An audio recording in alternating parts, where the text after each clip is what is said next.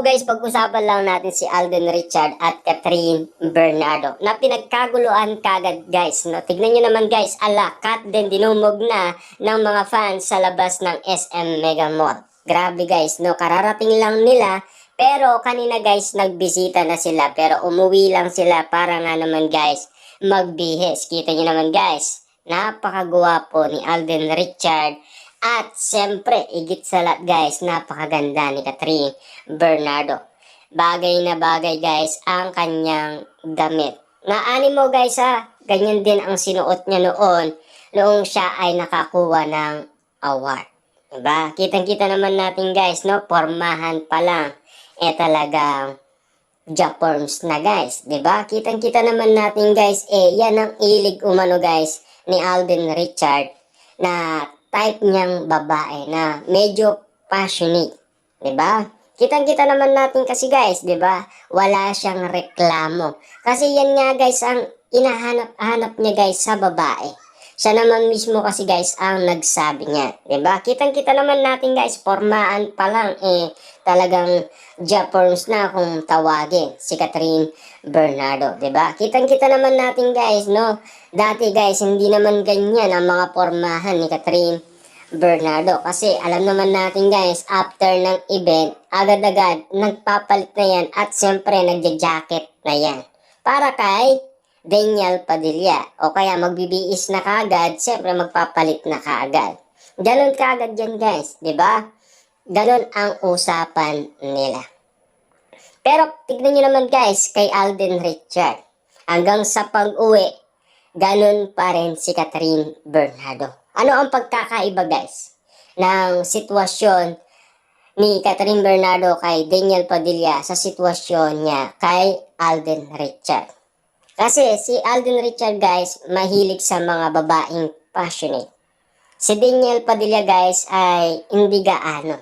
Kasi ang gusto niya kasi guys na talaga ang biis niya medyo conservative nga naman. Bakit nga naman guys naging ganon? Kasi noon kasi guys, maraming kumalat nga naman kasi guys na sinasabi na ganun daw si Catherine Bernardo na may mga viral video guys na kumakalat niya naman. Na hindi naman guys totoo. Na fake news lang naman. 'Di ba? Kasi kaya nga naman guys, todo ingat na itong si Daniel Padilla. Hindi porket guys conservative siya kasi iniingatan niya lang guys dahil merong naninira kay Catherine Bernardo. Baka sabihin nila na ganun talaga siya. Kaya nga guys, iniingatan ni Daniel Padilla. Pero siyempre guys, no, sa ganitong sitwasyon, anong magagawa natin guys? Hindi naman totoo yun, 'di ba? Kay Catherine Bernardo, ika nga, anong magagawa nila? Hindi naman totoo nga yun, 'di ba? Passionate nga naman siya, 'di ba? Lantaran kung lantaran, 'di ba? Yan kasi ang gusto ni Catherine Bernardo. At yan din ang gusto guys ni Alden Richard sa mga hinahanap niyang babae. Yan ang mga kaugalian guys na talagang na kay Catherine Bernardo lahat guys ang inahanap ni Alden Richard. Kitang-kita naman natin guys, no? Pormaan pa lang, yan na guys ang hinahanap ni Alden Richard. Diba? Hindi na pwedeng pag-iwalayan guys Sabi nga nila, nakaposas na ang puso nila sa isa't isa. Nakakandado na daw guys ang puso nila sa isa't isa. Parang naka-safety deposit na nga naman kasi guys ang puso nila sa isa't isa. Kaya ramdam na guys ng iba ang kanilang feeling sa isa't isa. Okay man guys sa tingin ng iba, pero alam naman natin kasi guys nagiging okay lang sila. Dahil alam naman natin, tignan yun guys, no? Kahapon, meron nangyari guys na kakaiba. Na meron silang, alam naman natin guys, di ba? Yung kanilang eksena sa market sa Ayala Mall, di ba? Naanin mo guys, talagang nalungkot si Alden Richard. Di ba? Meron pa nga silang premiere night, di ba? Grabe, di pa nga naman guys natatapos malungkot na kaagad, miss na kaagad yan. 'Di ba? Ang sinasabi kasi nila guys, napaka-OA naman tignan ni Alden Richard. Di pa naman tapos ang kanilang trabaho. 'Di ba? Kasi guys, alam naman natin kung bakit nila nasasabi yun. Kasi siyempre guys, para sa kanya guys, yung mall tour na yun, malaking bagay yun para sa kanya. Yun kasi guys, talagang malaking bahagi na ginawa nila kasi yun yung pinag-irapan nila. Kasi marami nga naman guys, iba't ibang tao ang nasilayan nila at iba't ibang mga fans ang pinuntahan nila. Kasi ang daming nagtitiwala sa kanila, ang dami nga naman guys nagmamahal sa kanila.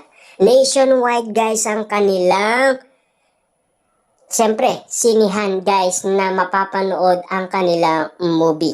450 guys, nationwide na sinihan. Mapapanood natin ang kanilang movie. Luzon, Visayas at Mindanao. Kitang-kita naman natin kasi guys, naghihintay na ang mga Marites at Marisol sa mga kaganapan sa SM Mega Mall para masilayan na naman guys na spotted ang kanilang idolo sina Alden Richard at Catherine Bernardo. Dahil yan guys ang pinaka iniintay nga naman nila guys at inaabangan nga naman kasi guys. Siyempre, sabik nga naman silang makita sina Catherine Bernardo at Alden Richard sa eksenang pagdating nga naman nila sa SM Mega Mall. Bagamat guys, pumunta na sila kasama si MJ Felipe at lalong-lalo na guys, siyempre ang iba, dahil alam naman natin guys, siyempre meron nga naman silang ginagawa, diba? Siyempre guys, kailangan tutok na tutok sila kung ano ang gagawin nga naman kasi nila, diba? Kasi pinagmamasdan nga naman kasi natin guys, bawat sitwasyon na talagang ginagawa nila medyo kakaiba nga naman kasi guys sa timpla ng maraming tao. Kilos man guys nila guys, nakikita man ang body language sa kanila, at least may patunay nga naman guys ang sinasabi ng mga netizens at mga fans. Lalong-lalo na guys, ang ibang celebrity na sinasabi ni Christopher. At lalong-lalo na guys, ang iba.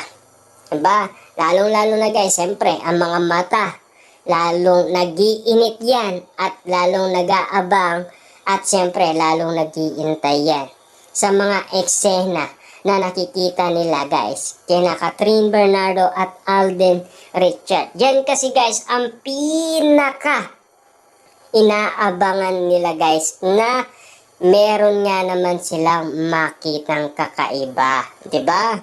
Kasi bawat eksena kasi guys, spotted nga naman ang cut din. Para sa kanila, ang kilos nila, medyo kakaiba. Baka meron na naman silang makita guys na titignan na naman nila, medyo nagniningning na naman. Diba? Lalo-lalo na guys, siyempre, laging sabay kung maglakad. Diba? Yan kasi guys, ang lihim na sinasabi ni Mart sa atin nung siya ay kinausap ng media. Siyempre guys, alam naman natin, hindi nga naman siya pumepreno ang kanyang mga bibig. Diba? Siyempre guys, hindi nga naman kasi palyado. Diba? Siyempre, di naman siya katulad ng ibang mga celebrity na pag tinanong, palyado talaga ang bibig. Talagang hindi siya pwedeng magsalita kahit na ano pa man guys ang pwede niyang sabihin. Kahit alam niya guys ang mga nangyari, ayaw niyang ibato. Lalo-lalo guys, tignan nyo, Catherine Bernardo. Diba? Ang tagal-tagal nga naman nilang tinatago-tago guys. Merong mga tao talaga sadya talagang hindi nga naman palyado kasi ang bibig. Andang magsalita. Diba? Pwede nga naman kasing malaman nila. Lalo-lalo kasi guys, napakagandang kwento at pwede kang kikiligin. At siyempre, pwede kang mapawang nga naman kasi guys sa kwento na kinukwento nila. Siyempre guys, masasabi mo na lang guys na mapipeel good ka na lang sa kwento na binabato sa atin. Dahil yan kasi guys ay napaka-importante sa kakaintay natin guys. Meron palang eksenang mangyayari.